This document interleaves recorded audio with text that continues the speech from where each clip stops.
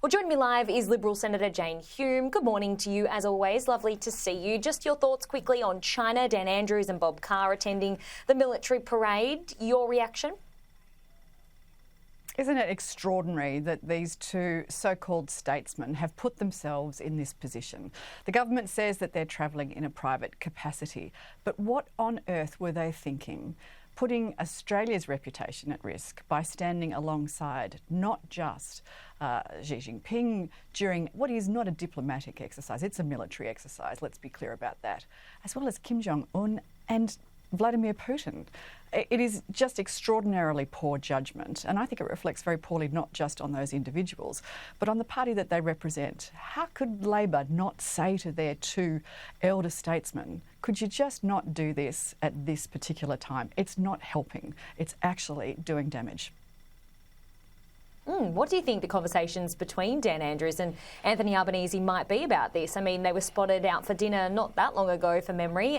What do you think that conversation could look like? Well, I wonder whether it came up. I mean, if Albo is so close to Dan Andrews, can't he just pick up the phone and say, mate, do you think this is a really good idea?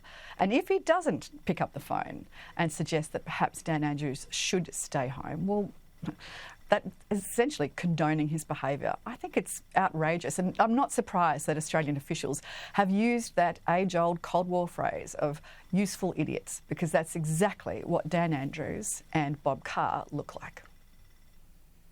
OK. Also reports today secret plans to bring Australian ISIS brides to return home before Christmas. Your reaction to this? Yeah, I think the Coalition have been very consistent on this issue. We do not support bringing ISIS brides home.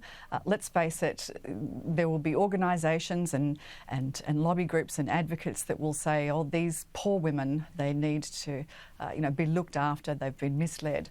But they are Westerners who have actively gone to support a terrorist organisation when they know that it's a terrorist organisation, when it's been officially listed as a terrorist organisation, and to undertake terrorist activities themselves and support those that have been fighting for ISIS. Now, the Morrison government brought home ISIS orphans. That's a different matter. You can't punish children for the sins of their parents. However, these women knew exactly what it was that they were doing. We want to make sure that the first priority of government is to keep Australians safe.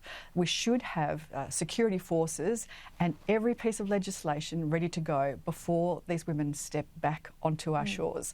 Because at a time of social division, at a time when our terror threats have been increased, when ASIO is warning of increased radicalisation in this country, this is not a good idea, and certainly not something that the Coalition will support. We heard just before from Allegra Spender, who said that if the right security measures were done, that she would essentially support it and she would leave it up to the security services to do that due diligence. What's your response to that? What security concerns would you have? Well, that's a good question. The whole thing has been done shrouded in secrecy. So there's questions for the government to ask about exactly what security measures are going to be in place. Are these women going to be imprisoned? Are they going to be punished for their role in a terrorist organisation, their active, their intentional role in a terrorist organisation? Because all of that at this stage is entirely unclear.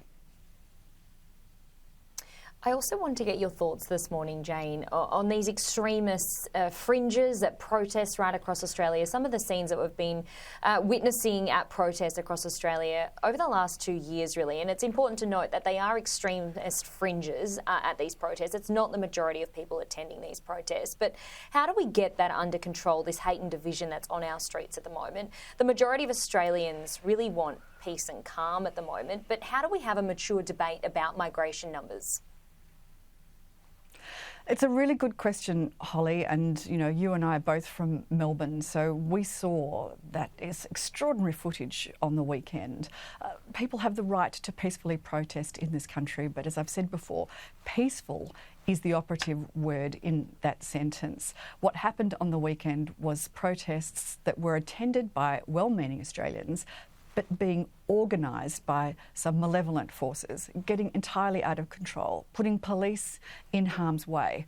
Do you know, Victoria is the only state where you don't need a permit to protest. That's something that I think that our state government could be enacting immediately to prevent the kind of dangerous behaviour, malevolent behaviour that we saw on the weekend. We should know if a protest is being organised, who is behind it, who is responsible for it, and what security measures are going to be put into place by the organisation itself.